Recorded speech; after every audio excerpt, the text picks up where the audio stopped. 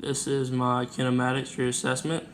Donald Trump dropped a ball vertically downward from the top of Trump Hotel, which is 20 meters tall, and the ball hits the ground at 60 meters per second.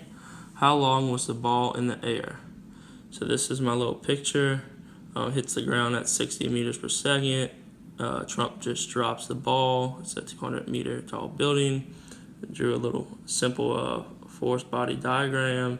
The only force acting on the object is gravity.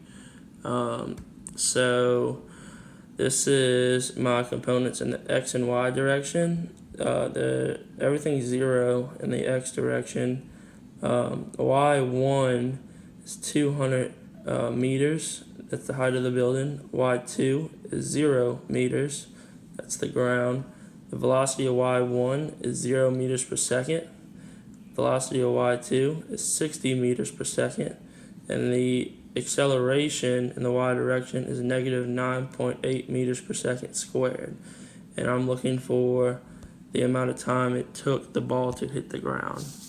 So I use this kinematic equation. D equals initial velocity times t plus 1/2 times acceleration times time squared. Sounds funny. And then I plugged in negative 200 meters equals 0 for the initial velocity times t, because I don't know the time.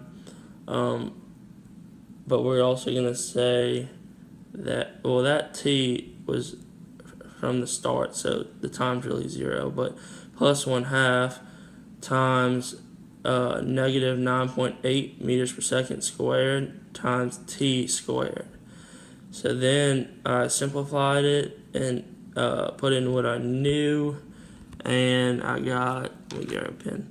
Then I got negative 200 meters equals negative 4.9 meters per second squared times t squared, divided both sides by negative 4.9 meters per second squared, canceled on this side, and that gives me t squared alone.